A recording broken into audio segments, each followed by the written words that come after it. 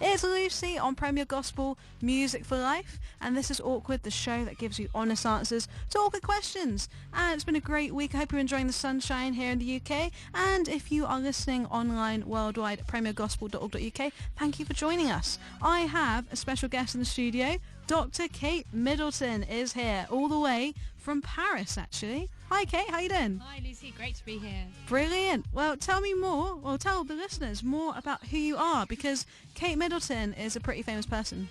Yeah, I'm afraid I'm the other Kate Middleton. The other Kate Middleton, who actually had the name first. Did she nick it off you? I guess that depends on your definition, because I am older, but it's my married name, so I guess technically she did beat me to it. Oh, okay. Well, shout out to Kate Middleton, HRH, if you're listening in. I know she's a big fan of the show.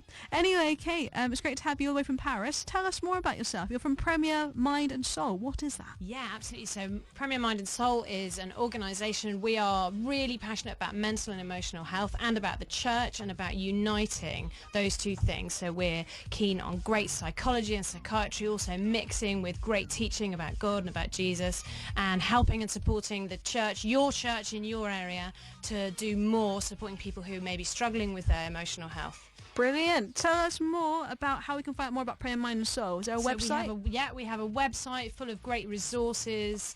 There's audio, there's video, there's articles, and there's links to other organisations doing fab stuff in this whole area. So mindandsoul.info is the place to go.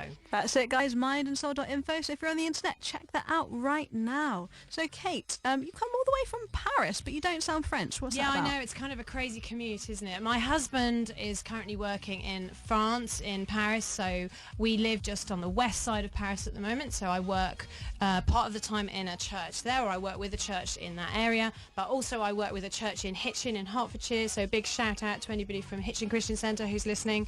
And so I come across to the UK about once a month to work with them, and the rest of the time I'm in Paris. So it's a glamorous commute with two beautiful cities. Wow, I think that is a pretty cool job, Kate. And like I said, you are a doctor of psychology. So tell us more about how you got into that. Do you just like analysing people's minds? Are you analysing my mind right now?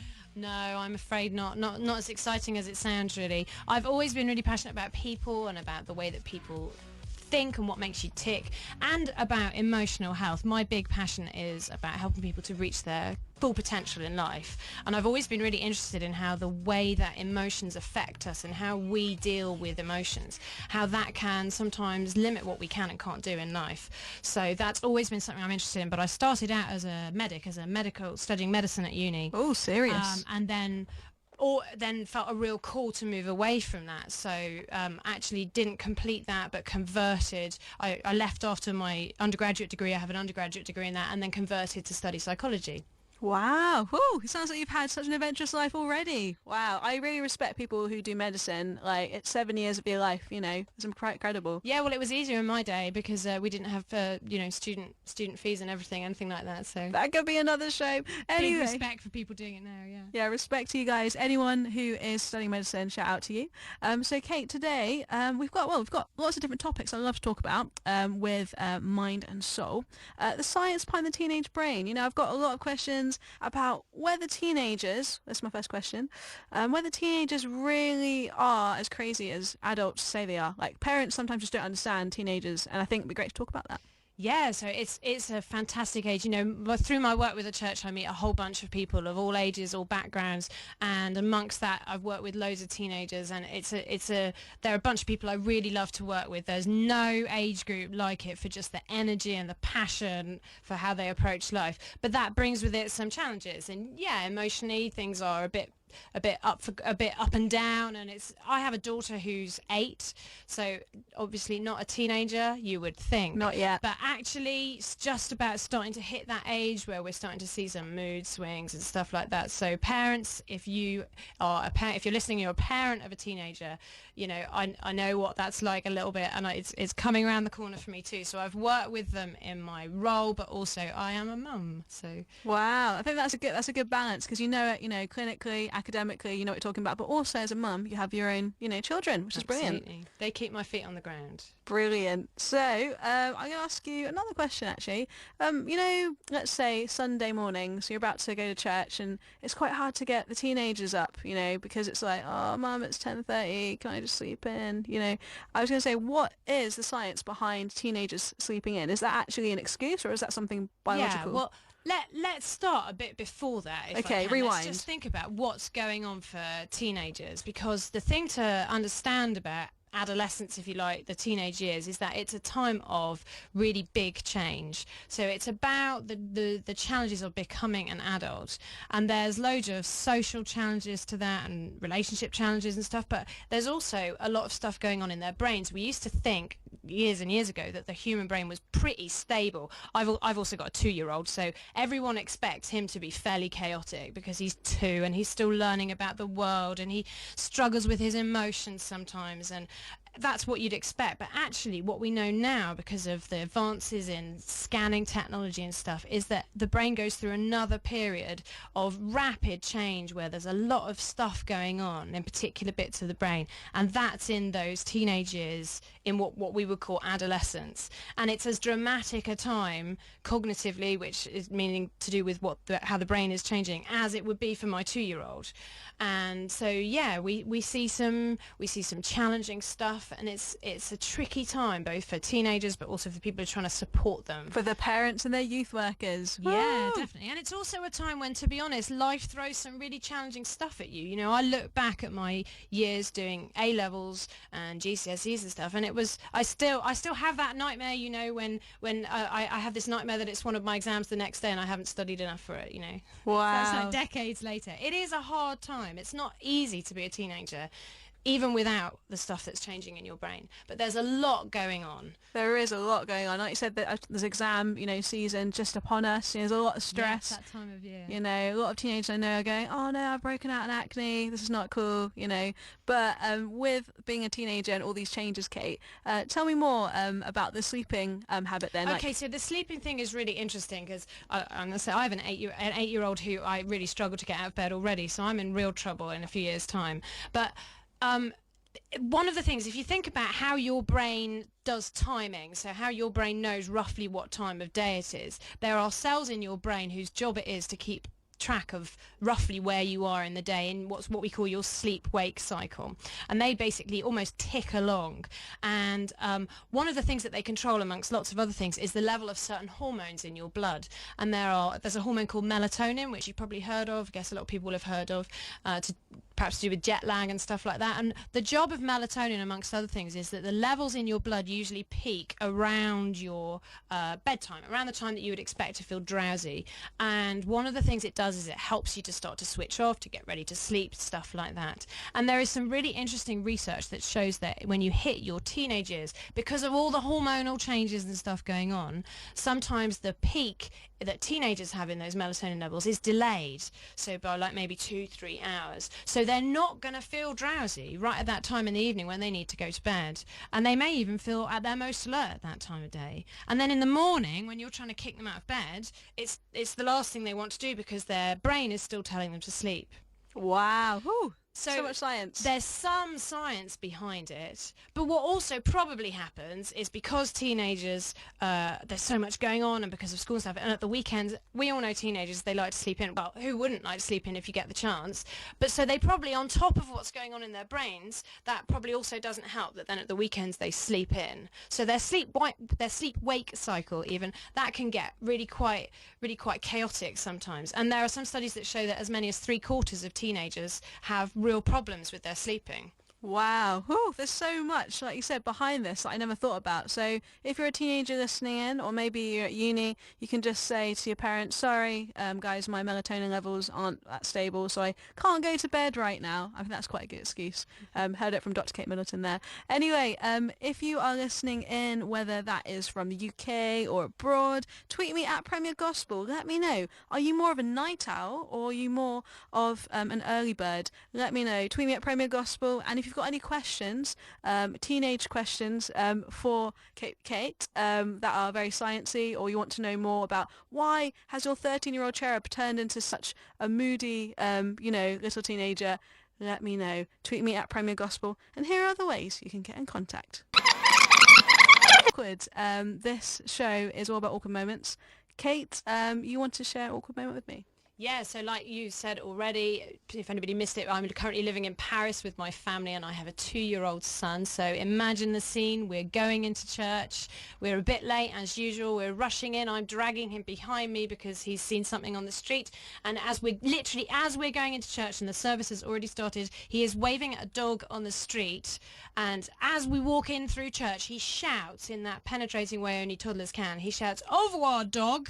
But he gets the consonants the wrong way round on dog. So what he actually shouts as we're walking into church for everyone to hear is, "Au revoir, God."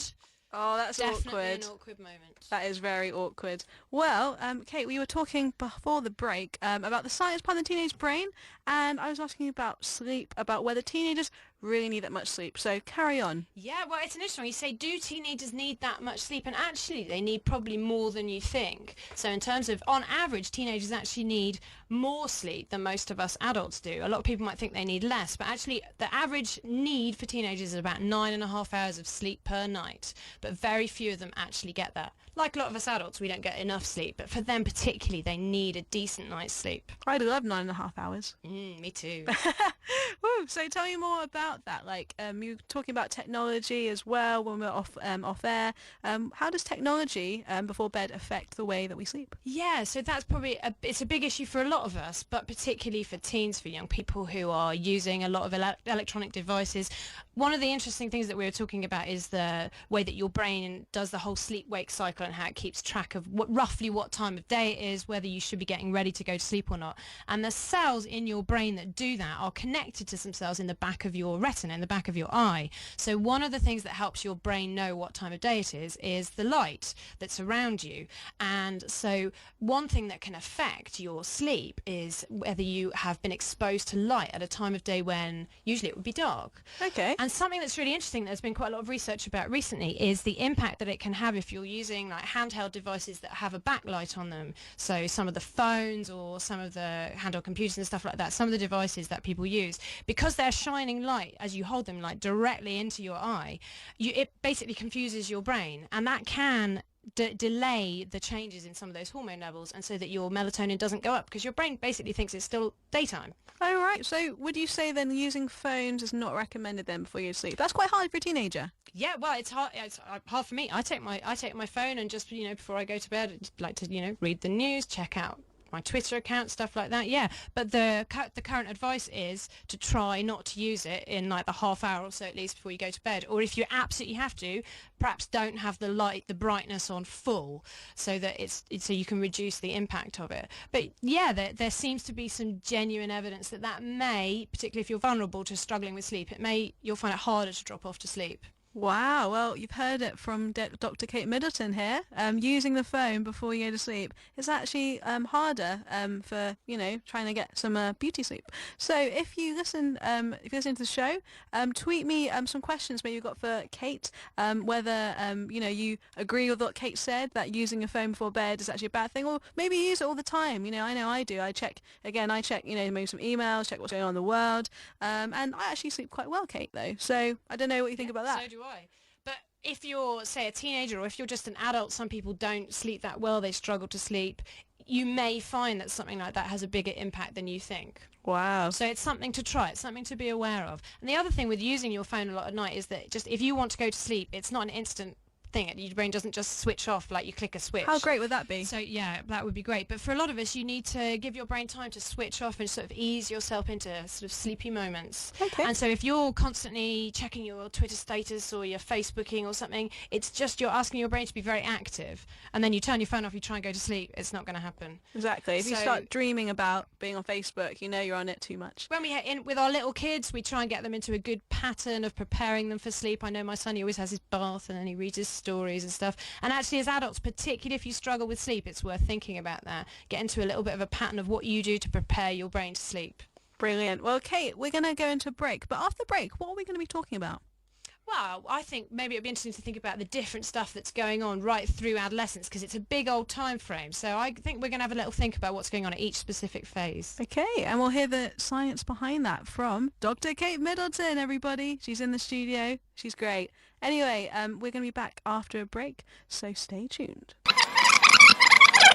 We've talked so much about what it's like to be a young person and the science behind being a teenager. But what about parents? Have you got any tips for parents? Yeah, I mean, this is a really tricky age to parent through, you know, and I work with young people in a sort of more professional role, and I have my own kids, and it's much harder when it's your own kids because you're emotionally involved, and so you don't have that same distance. And it's a phase where there's lots and lots of give and take. So part of the job of an adolescent at that phase in their time is to push the limits, to try some new stuff out, to learn about what works, what doesn't, and learn some important life lessons. So your job as a parent is to get the balance right between giving them enough freedom to take some risks, but protecting them, hopefully, from the biggest ones and helping them to make some good decisions.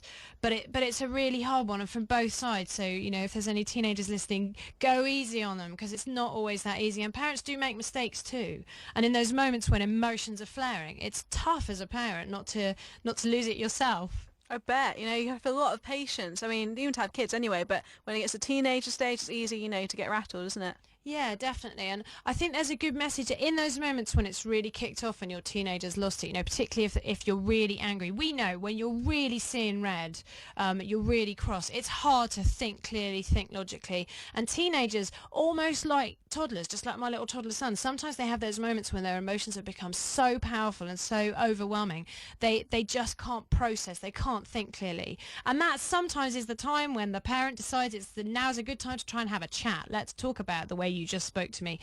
It's not. So pick your moment. You know, sometimes what teenagers need is your help to say, okay, you need to go somewhere and just take 5 minutes, just calm down, because they need those levels of emotions to drop so that they're able to have a good conversation with you. You know, the time when your teenager has lost it and is yelling and screaming at you is not the time to try and reason with them. Sometimes the best thing you can do is step away from the argument and help them to learn to do the same thing so that things can calm down. It's like boundaries, right? Yeah, and also just like I say, picking your moment. It's hard as an adult to discuss things that are emotionally powerful for you. So as a teenager, when things are much more raw and you haven't got the same experience, it's even harder. So if you need to have a chat to your teenager, it's good to choose a good time when they're calm, when they're not feeling under pressure, when you can properly get into it. You've got time. So it's good to think about how you discuss things because there is often stuff you need to talk to your teenagers about. Yeah, definitely. And like you say, yes, it's about drawing boundaries.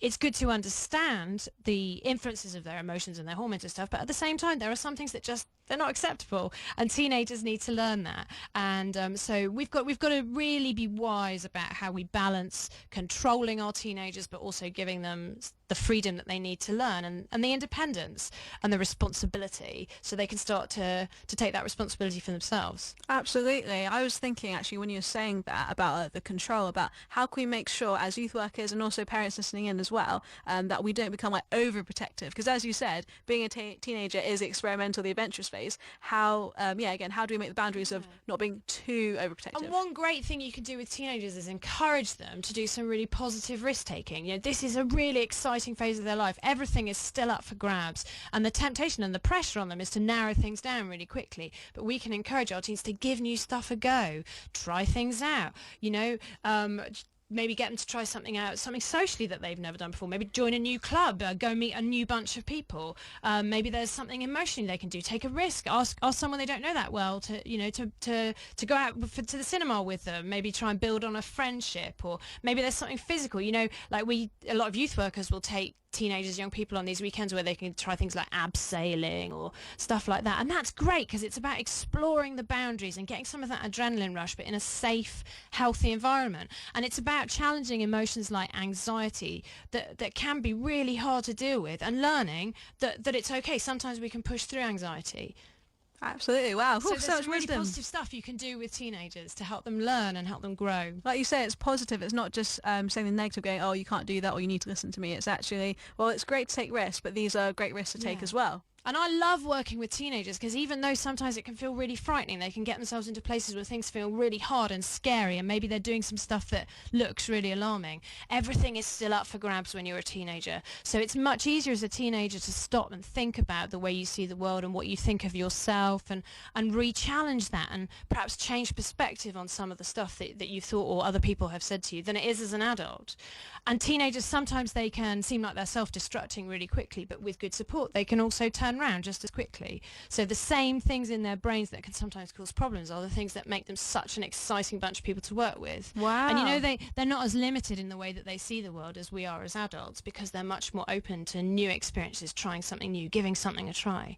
So sometimes they're the people with the great ideas, they're the people with the real passion for doing stuff. And you know, as adults, sometimes it's really good to listen to our kids, listen to our teenagers. Sometimes we can learn from them just as much as they can learn from us. That is a fantastic point to make. You know, I was thinking when you said that as well, about Jesus and the disciples, you know what, Jesus actually basically had a youth group. That's what they would have been, you know, the equivalent of a Monday youth group, the disciples. And they, you know, said super things, did crazy things, but actually that was okay because they not only they learned from Jesus, but Jesus, you know, really learned a lot from them as well. It's awesome. And I think we can learn a lot from our young people in the way that they do ask questions about their faith, and they're not afraid to ask questions. They're not afraid to give it a bit of a shake and see what happens, and to question stuff, and they're open to changing their perspective on things. Sometimes as adults in our faith and in other things, we get so set in what we think about something that we find it quite threatening if somebody wants to challenge us. And actually challenge is part of way growth. more open to that than we are. Absolutely. Challenge is all part of growth, isn't it? You know, how can we, you know, grow in our faith if we're not willing to challenge it? Yeah, definitely. That's fantastic. So, wow, I can't believe I look at the clock now. Oh, all the time is all going. I wish you could stay for another hour, Kate, but I know you've got other things to do. You've got to get back to Paris, you know, with your family, and do loads of cool stuff. So, Kate, to end, do you have any resources, maybe books you've written or websites you recommend for this topic? Yeah, I mean, on specific issues that you may be that are common for teenagers to struggle with, things like self-harm, some of these big topics, eating disorders. I've written a bunch of books, but also the guys I work with at Mind and Soul have written some great stuff, and we have links to other books. So if you go on the website, look at our resources, we have loads of articles on topics on this whole area of mental and emotional health. If you're a Twitter person, then do follow at Mind and Soul UK, because we're on there, and we try and keep everyone who follows us up to date with what's going on in the world of mental and emotional health, and we'll be tweeting links to great articles. We've got a conference coming up in October. There's loads happening. So do check that stuff out. Check that out. And guys, if you're on Twitter, how can we follow Kate? Yeah, so I'm at Communication with a K8 in there, but if you look at the Premier Gospel Twitter account, you'll see me on there, because we've retweeted some links now, haven't we? So Absolutely. Well, it's quite hard amazing to find Kate Middleton if you Google me. There's this other one. She kind of gets a lot of coverage. I know, and I googled your name and I saw, you know, all this celeb news, and I thought, oh, I don't know, she's that famous. That's pretty cool. Anyway, thank you so much, Kate, for coming all the way from Paris. Appreciate it. This podcast will be available on mixcloud.com/awkward show, and we haven't had loads of time to cover actual emotional mental health issues, but in previous shows we have talked about self-harm, depression, eating disorders, and much more, what it's like to really be a teenager and the awkward issues that come up with that. So check it out, mixcloud.com/awkward show, to listen back. Anyway, thank you, Kate, for, you know, being in the studio. It's been great to have you. Yeah, thanks for the invite. It's Brilliant. been fun to be here. Awesome. Well, au revoir. Au revoir. Hey guys, it's Lucy here. Wow, I can't believe the show's gone so fast, and it was a great show, wasn't it? I learnt so much about the science. I'm not really a scientist, so I thought it was very interesting. Anyway, it'd be great to hear your comments, your questions, and anything, you know, awkward you'd like me to know, really. If you tweet at Premier Gospel, or add, you know, a comment on facebook.com/Premier Gospel. It'd be great to hear your comments of what you thought of the show. I'd just like to tell you about next week's show. I'm very excited. We are going to be talking about how to help young people, maybe at schools, who maybe live, you know, in very deprived area, who have like no lunch, no breakfast, with a charity called Make Lunch. So you better tune in for that. That is next week. That is Sunday, 5 to 7 p.m. With plenty of great discussion, special guests, and lots of great music. If you enjoyed the show, check out the official podcast. Check out mixcloud.com/awkward show. There's so many different episodes there. I had stuff about what it's like to be a pastor's kid, about eating disorders, about online dating, about sex relationships, about what it's like to be a 20-year-old monk. So many awkward things there. So check that out.